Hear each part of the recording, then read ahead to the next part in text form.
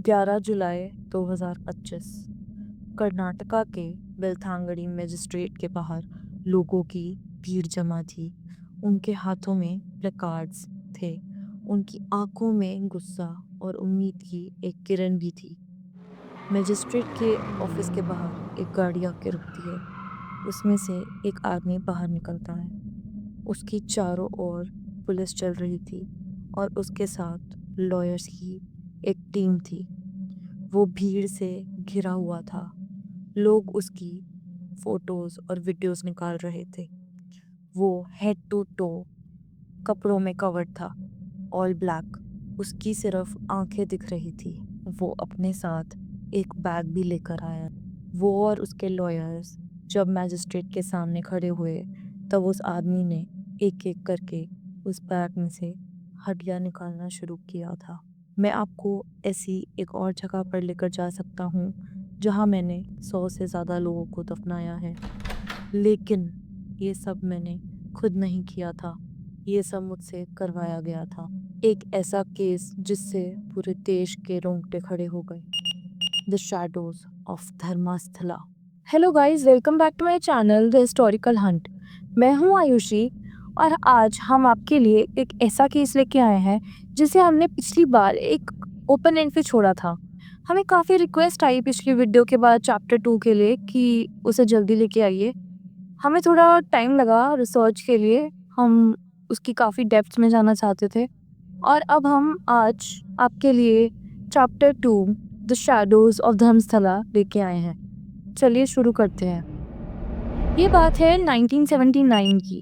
वेदवली Harley Dharmasthala के एक school में एक काफ़ी रिस्पेक्टेड टीचर थी। स्टूडेंट्स उनको एडमायर किया करते थे। ना सिर्फ स्टूडेंट्स पर उनके कलीग्स भी उनके काम और उनके स्कूल की तरफ डेडिकेशन से काफ़ी खुश थे। She was a very good teacher and she was very good in her work. उस स्कूल में वो काफ़ी टाइम से थी एंड वो काफ़ी सीनियर पोजीशन पर थी। सबको यही उम्मीद थी कि अब वेदवली ही स्कूल की प्रिंसिपल बनेंगी। वेदवली को भी यही उम्मीद थी, लेकिन मैनेजमेंट ने जब प्रिंसिपल बनाने की बारी आई तो किसी और जूनियर टीचर को प्रिंसिपल बना दिया, जस्ट बिकॉज वो उनकी सेम कास्ट से थी and Vedavalli belong to a different caste. ये जब वेदवली को पता चला, उन्हें लगा कि उनके साथ धोखा हुआ है। वेदवली ने इस कास्ट डिस्क्रिमिनेशन के अगेंस्ट जब मैनेजमेंट के सामने सवाल उठाए तो वेदवली को मैनेजमेंट ने स्कूल ग्राउंड्स से बैन करवा दिया। अपना हक पाने के लिए वेदवली ने अपने लॉयर के साथ कोर्ट में केस फाइल किया। जो वेदवली के लॉयर थे उन्होंने मैनेजमेंट की तरफ से पहले कई केसेस लड़े थे, लेकिन इस बार वो मैनेजमेंट के अगेंस्ट खड़े थे। एक फेयर ट्रायल हुआ और वेदवली केस जीत गई, लेकिन ये पहली बार था कि किसी ने मैनेजमेंट के अगेंस्ट आवाज़ उठाई थी and the management did not take the defeat lightly. 4th April 1979, the day justice died in Dharmasthala. Vedavalli को केस जीते अब करीब 3 महीने हो गए थे। आज वेदवली और उनके हस्बैंड, जो एक हॉस्पिटल में डॉक्टर थे, उनका प्लान था अपने बच्चों से मिलने जाने का। उनके बच्चे पनम्बर में हायर स्टडीज़ के लिए गए हुए थे, लेकिन आज डॉक्टर हार्ले को सुबह तलुक बोर्ड के हॉस्पिटल में एक इवेंट पर भी जाना था। उनका प्लान था कि वो वहाँ से दोपहर बाद आकर बच्चों से मिलने जाएंगे। जब डॉक्टर हार्ले इवेंट अटेंड कर घर पहुँचे तो उन्होंने देखा घर का मेन गेट खुला है। घर का पूरा सामान तहस नहस था। ये देखकर वो घबरा गए और वेदवली को ढूंढने लगे। घर के बाहर भीड़ जमा हो गई थी। डॉक्टर हार्ले जब अपने बेडरूम के टॉयलेट में गए, उन्होंने देखा कि वेदवली वहाँ फ्लोर पर गिरी हुई है और उनकी पूरी बॉडी जली हुई है। टॉयलेट से केरोसिन की स्मेल भी आ रही थी। लिविंग रूम के फ्लोर पर खून भी था। इससे ये लग रहा था कि शायद उन्हें टॉर्चर भी किया गया होगा। डॉक्टर हार्ले ये सब देखकर काफ़ी सदमे में चले गए थे, but as a trained physician उन्होंने नोटिस किया कि घर में केरोसिन तो नहीं था, तो वेप्तविली को कैसे जलाया और केरोसिन कौन लाया। घर का सारा सामान बिखरा हुआ था। ऐसा लग रहा था जैसे वो किसी से बच के भाग रही हो। उनके ब्लड स्टेन्स पूरे लिविंग रूम फ्लोर पर फैले हुए थे। उनके कपड़े उनके शरीर से जलने की वजह से नहीं चिपके हुए थे। इससे ये तो क्लियर था कि उनको मारने से पहले उनका भी किया गया है। And it was clear she was murder. जब डॉक्टर हार्ले पुलिस के पास गए तब पुलिस ने उनकी कंप्लेंट नहीं ली और उन्हें कहा कि आपकी वाइफ ने शायद सुसाइड किया होगा या फिर शायद आपने अपनी वाइफ को खुद मार डाला। बहुत ट्राई करने के बाद डॉक्टर हार्ले की एफआईआर लिखी गई, लेकिन उस एफआईआर के बाद कोई इन्वेस्टिगेशन नहीं हुई, कोई पोस्टमार्टम रिपोर्ट नहीं मिली। डॉक्टर हार्ले ने काफ़ी सालों तक, काफ़ी दशकों तक प्रोटेस्ट किया, लेकिन उन्हें कोई जस्टिस नहीं मिला। डॉक्टर हार्ले रिटायर हो गए हैं, लेकिन आज तक the case is still unsolved. इस केस को 7 साल बीत जाते हैं और ईयर आता है 1986। एक आर्टिकल छपता है, all is not well in Dharmasthala. Dharmasthala के करीब एक शहर पड़ता है बुलियार। बुलियार में अच्छे कॉलेजेस ना होने की वजह से वहाँ रहने वाले बच्चे उजीरे अप डाउन करते हैं फॉर हायर एजुकेशन। पद्मलता भी हर रोज़ बुलियार से जीप लेकर धर्मस्थला जाती थी और धर्मस्थला से कर्नाटका रोडवेज की बस लेकर उजीरे जाया करती थी। पद्मलता एक पीयूसी साइंस स्टूडेंट थी। अपने एरिया से वो पीयूसी साइंस स्टडी करने वाली पहली लड़की थी। पद्मलता के पिता देवानंद की यह थिंकिंग थी कि लड़कों लड़कियों को अच्छे से अच्छी स्टडीज़ करनी चाहिए और इसी वजह से देवानंद ने अपनी बेटी पद्मलता को आसपास के सबसे अच्छे कॉलेज में एडमिशन दिलाया था। देवानंद एक सोशल वर्कर थे और वो किसानों के यूनियन के हेड थे। वो इस बार इलेक्शन में भी खड़े होने वाले थे किसी पार्टी के अगेंस्ट, लेकिन वो इलेक्शन में जिसके अगेंस्ट खड़े होने वाले थे वो पार्टी पिछले काफ़ी सालों से इलेक्शन जीतती आ रही थी और अब इतने सालों में ये पहली बार था कि कोई ऑपोजिशन में खड़े होने की हिम्मत कर रहा था। उन्होंने बहुत ट्राई किया देवानंद को इलेक्शन में खड़े होने से रोकने के लिए। उन्होंने उसके साथ ज़ोर ज़बरदस्ती करी, उन्होंने उसे पैसे देने का लालच किया, लेकिन देवानंद ने अपना नाम इलेक्शन से वापस नहीं लिया। रिजल्ट डे आया और देवानंद इलेक्शन हार गए कुछ दर्जन वोटों से। 22 दिसंबर 1986 रोज़ की तरह आज भी पद्मलता तैयार होकर घर से अपने कॉलेज के लिए निकली। उसने बुलियार से जीप ली धर्मस्थला के लिए और वहाँ से आगे उसने बस ली उजीरे अपने कॉलेज पहुँचने के लिए।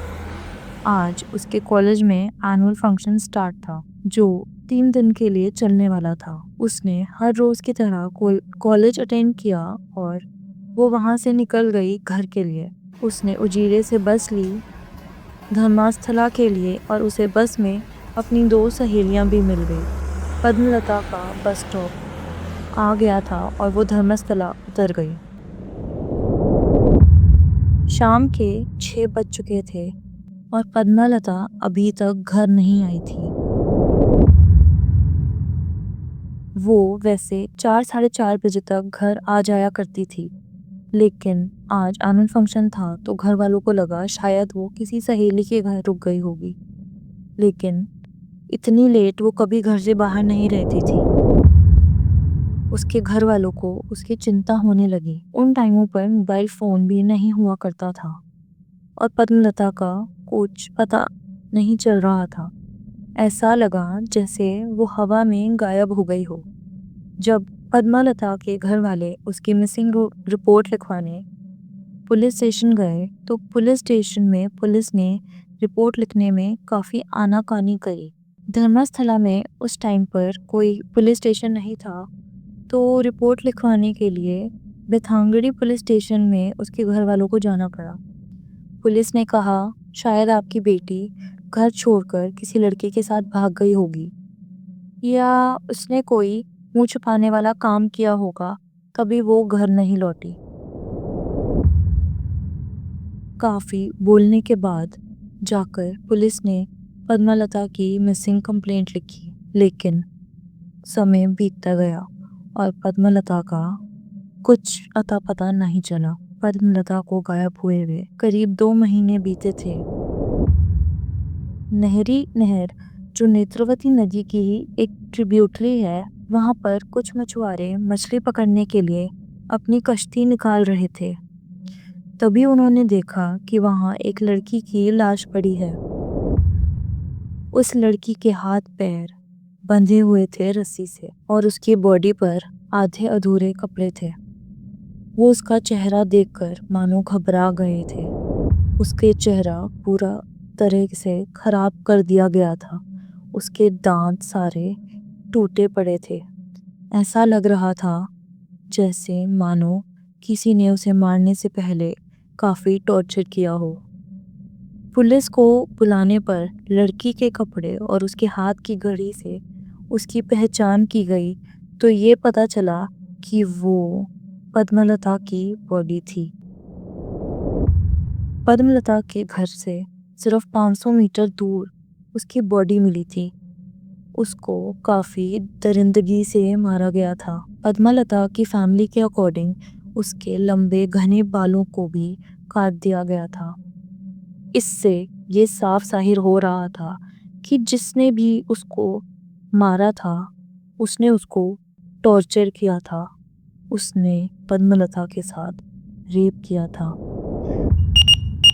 उसकी शायद पहचान छुपाने के लिए उसका चेहरा खराब कर दिया गया था और उसके घर के पास ही उसकी बॉडी मिलने से ये क्लियर मैसेज था कि जिसने भी पद्मलता को मारा था वो बहुत ही कॉन्फिडेंट है और या तो शायद वो काफ़ी पावरफुल इंसान था।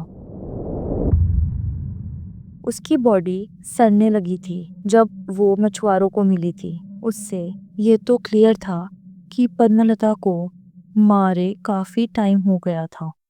उसके घर वालों को जिस पर शक था, पुलिस ने उसकी कभी इंटेरोगेशन करी ही नहीं। ये वही लोग थे जिनके अगेंस्ट पद्मलता के पिता देवानंद इलेक्शन में खड़े थे। देवानंद से उन्होंने उसकी सबसे अनमोल चीज़ छीनकर बदला लिया था। जब मैं इन केसेस के बारे में पढ़ रही थी तो मेरे दिमाग में कुछ लाइंस आई, तो पंक्तियाँ मैं आपके आगे बोलना चाहती हूँ।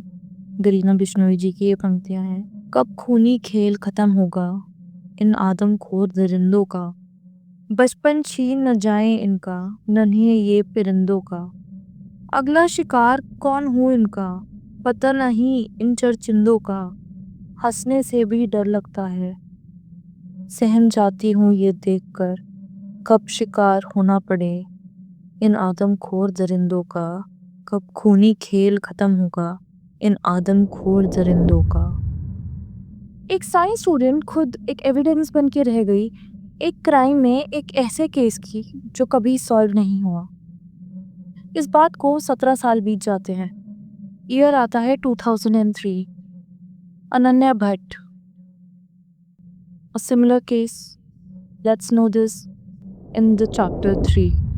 Please subscribe to our channel. मैं हूँ आयुषी और आप देख रहे हैं the historical hunt. Thank you.